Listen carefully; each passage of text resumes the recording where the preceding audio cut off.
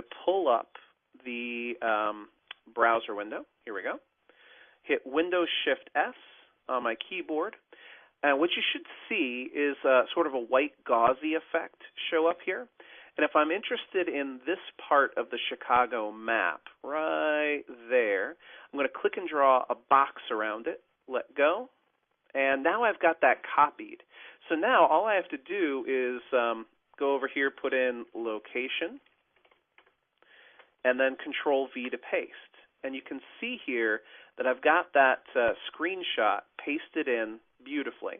I can go ahead and write all over this using my draw tools. I can, put in little stars and things. Well, this is where your hotel is, and this is where our office is, and draw them a line that goes from one thing to the next. Whatever makes you happy here. OneNote is fantastic at being able to pull in different types of information. For example, I can very easily go up here to my spreadsheet drop-down menu, go to my existing spreadsheet, go find, let's see, maybe this one.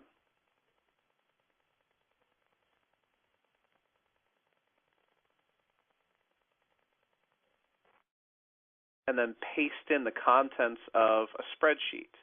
Or I could paste in a chart or a diagram. There's lots and lots of different components that can be added here that make my experience preparing for this meeting and following up after this meeting much, much better.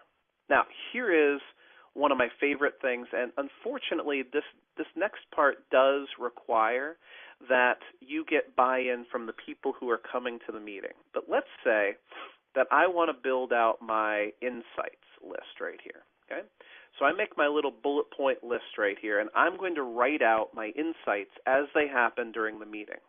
Well, if I got buy-in that I could record this meeting, right here within OneNote, I can go up to the Insert tab at the top of the screen, click on Record Audio right here. On Record Audio, you see here it's already recording my voice, so it's 3, 4, 5, 6 seconds in. I'm going to click here and I'm going to type in my first insight, and this is going to be something like video courses have been popular in the past with these students. Okay. So now we're 30 seconds in. I'm going to wait another 15 seconds just to give myself a little space. And then I'm going to have another insight. And this other insight is going to be something like, client already has an internal video hosting platform. Okay, so now the meeting is over. I push stop. Now I want you to watch how great this next part is. So everybody goes to these meeting notes afterwards and they see client already has an internal video hosting platform. But I didn't take the time to write the name of the video hosting platform. This happens to me constantly, where I think I'm writing great notes, and it turns out that they're actually really shoddy notes. But when I hover on top of this, do you see that little play icon right over here on the left? What this does is it jumps into the audio file at the exact moment in the context of the conversation when I was writing this note. So if I don't have any idea what the internal video hosting platform was, I can click the play button, and you see it jumps right there. Do you see that? Oh, let's play that again so you can see this. It jumps directly to 41 seconds into the audio because it knows that I was at 41 seconds in the audio when I transitioned from the first bullet point to the second bullet point.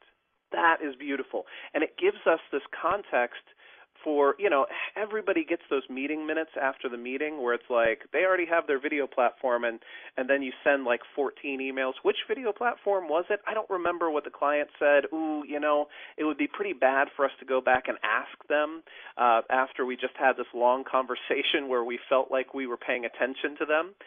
So these are great ideas here for this. Now, next up, I just went from my Outlook calendar into OneNote to track all the stuff that was happening at this meeting. But now we have action items. Let's say I put a little to-do tag here, and I say June needs to create a sample creative report for the upcoming display.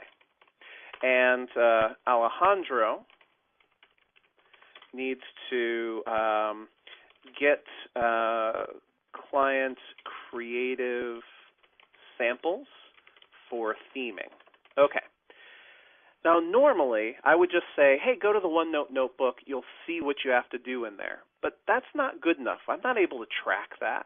So if I click on June's action item right here in OneNote, all I do is I hit the Outlook Tasks drop-down menu up at the top, and I choose a custom due date.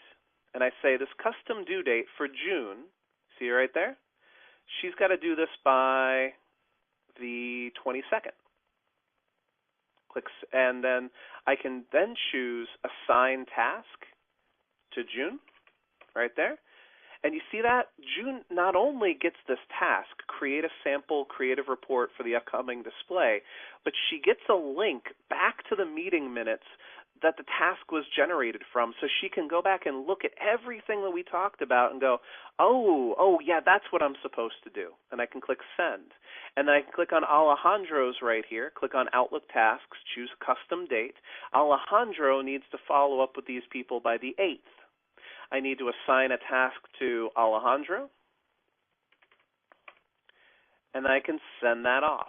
And now, inside of Outlook, in my task list, these two tasks already live in here.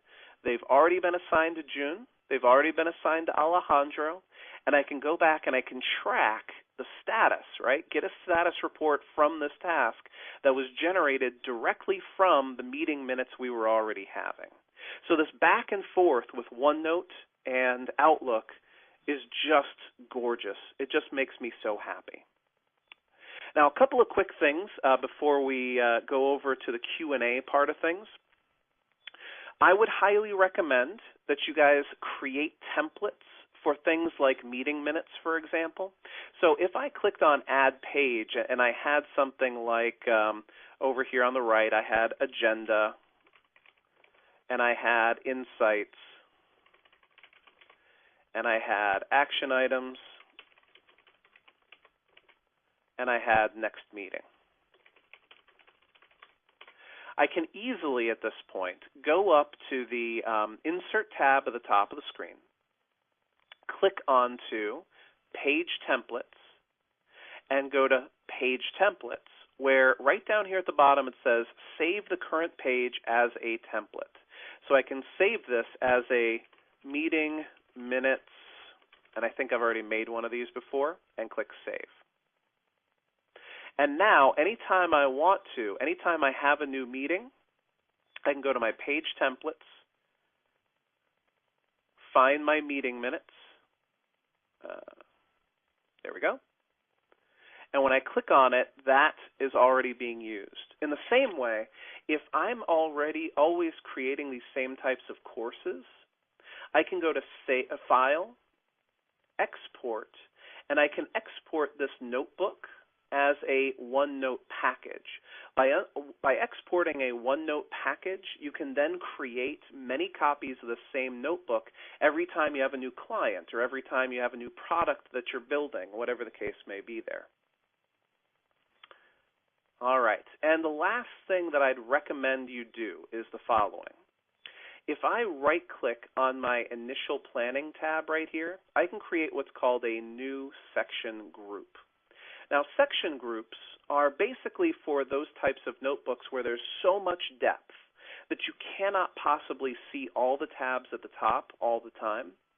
What I've found is a really good use for the section group is to create an archive. So let's say that I'm done with the initial planning phase. I don't want to delete the contents of the initial planning phase, but I also don't see myself going back there very frequently.